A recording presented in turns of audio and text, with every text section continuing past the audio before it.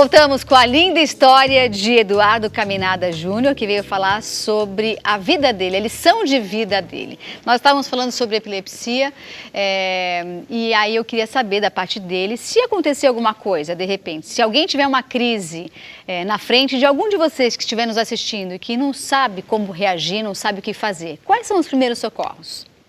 Bom, o melhor, nesse caso, o menos é mais. Sim. Né? Então, a melhor atitude a tomar é você, se a pessoa tiver caída, se ela ter... Porque existem vários tipos de crise, né? Que a gente associa a epilepsia àquele tipo de crise mais convencional. Sim. Que a pessoa cai, ela bate os braços. Trava as mãos. Isso, ou então retém, né? Então, existem vários... Nesse caso, o melhor a fazer, deixa a pessoa deitada. Deitada. Vira ela de lado. O rosto de lado. Isso, Tá. Afasta tudo que você puder afastar de perto para que a pessoa não se machuque. Sim. Né? E aguarda. Não tem que dar água, não tem que passar álcool. Nada. Legal. Eu passei por várias situações assim e quando eu tenho uma crise, eu escuto tudo que está acontecendo. Tem pessoas que não, tem pessoas que quando está tendo a crise, a pessoa apaga. Sim. Né? De pessoa para pessoa, as características mudam. Tem gente que tem crises que demoram mais, tem gente que tem crises mais rápidas. A minha crise é uma crise rápida. Sim. Né?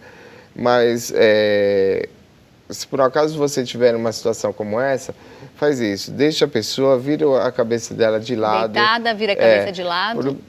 A questão de virar a cabeça, por causa, se a pessoa estiver salivando muito, o ideal é você virar a cabeça para que a pessoa não engula a própria saliva. Entendi. Né? A questão da língua, que é uma coisa que... De enrolar e morder. Isso não existe. É tudo um mito. Tá. Né? Inclusive, se você colocar a mão para puxar a língua dessa pessoa, ela pode te morder e ela pode te machucar muito. Sim. Se você achar, não vou pôr a mão, vou colocar uma colher ou colocar um pedaço de pau, a pessoa pode quebrar todos os dentes. Porque é uma força que a pessoa não tem controle. E a pessoa ela não vai engolir a língua, ela não vai morrer por isso, a língua, né, não enrola, ela pode emitir algum tipo de som, a saliva. Né? Então, deixa a cabeça dela de lado, a saliva escorre, vai passar um tempo. Se esse tempo ultrapassar aproximadamente uns 5 minutos, aí o ideal é você chamar um serviço de atendimento médico ou então um médico para que essa pessoa possa ser atendida. Muito bem. Eduardo, adorei te conhecer, adorei ouvir a sua história. Que Deus te abençoe cada vez mais, abençoe sua família. E eu vou deixar o site para você, se quiser saber mais informações. Está aqui na tela, é o vivacomepilepsia.com.br. Adorei conhecer você. Sucesso, viu? Muito obrigado pelo convite. Eu que agradeço, obrigada. Eu vou pro rápido intervalo e já eu vou... Ah, não tem intervalo! Isabelle, tá doida, já fui pro intervalo. Agora você vai rever a entrevista que nós fizemos no nosso quadro Vida Saudável.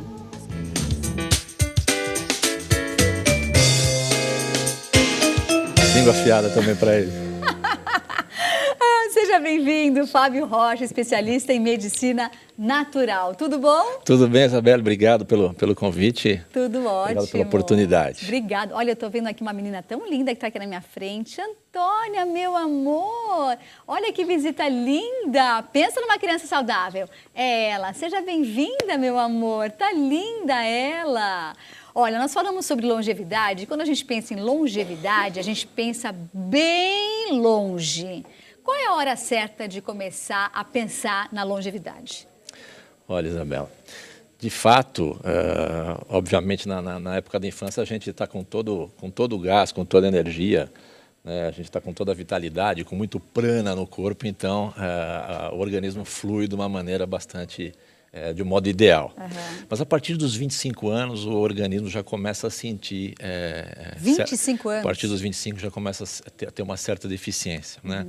Por conta do próprio cotidiano, da nossa vida atarefada, muito estresse, né?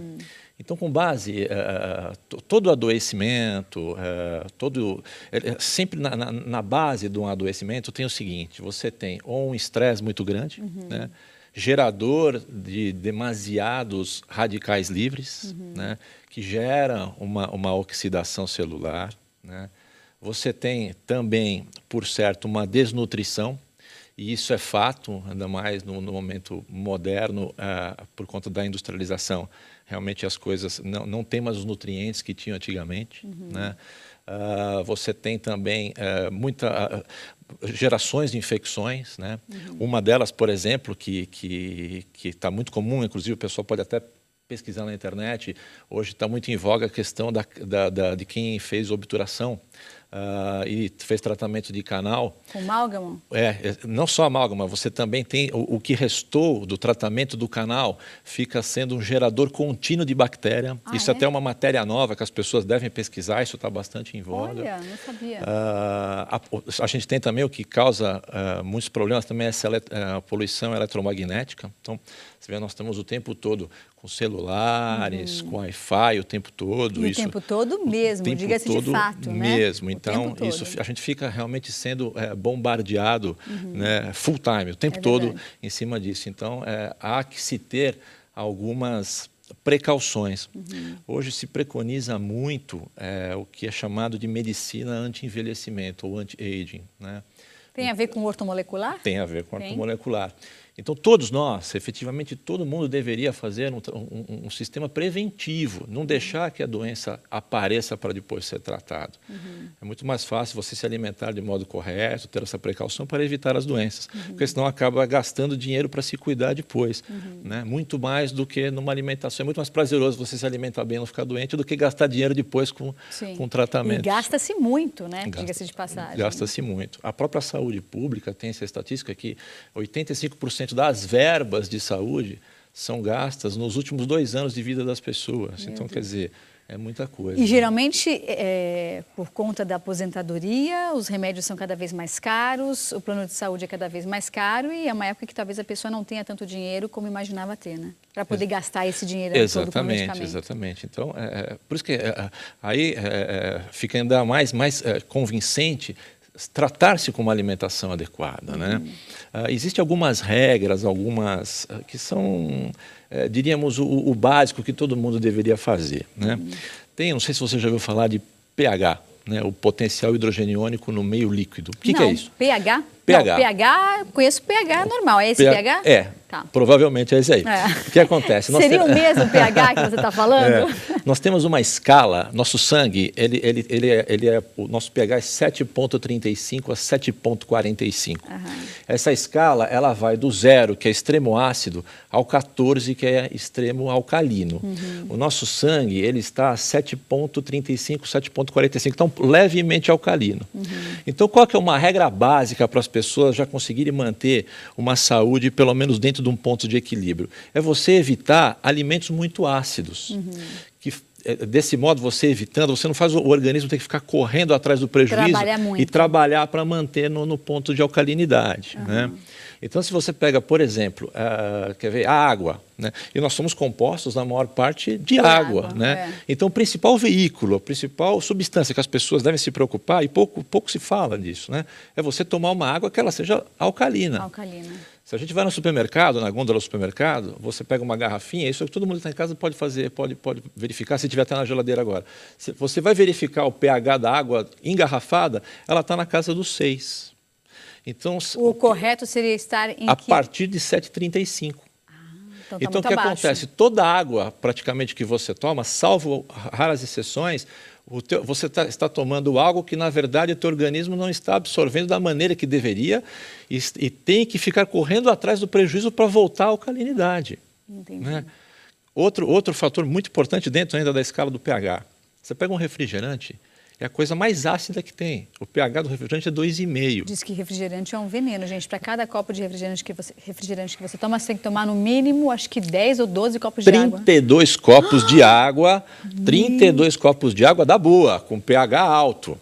né? Um pH alto. Para equilibrar no seu organismo. Para equilibrar no organismo. Porque senão o organismo, o que acontece? Ele, para correr atrás, para voltar à alcalinidade, onde ele vai buscar? A primeira coisa que ele busca é no sistema ósseo, porque o sistema ósseo, por causa do cálcio, o cálcio é alcalino.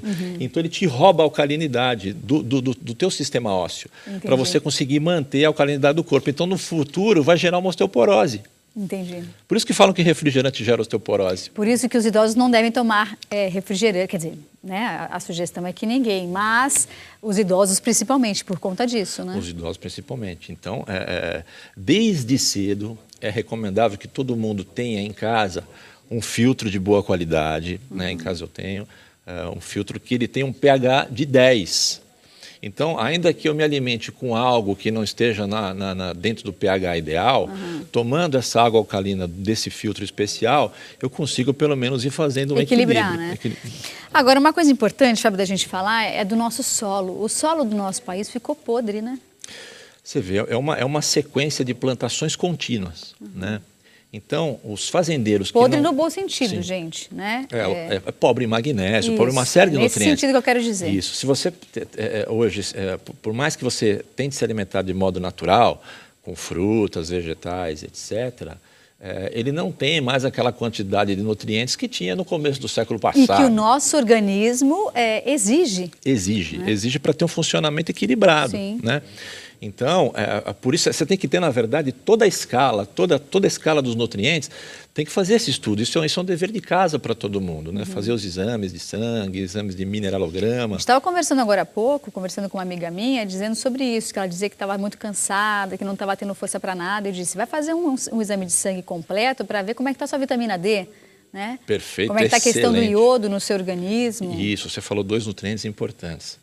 Você vê, a vitamina D, né? Ela é metabolizada pelo sol, né? Porque de uma questão hormonal, e transforma-se em vitamina D.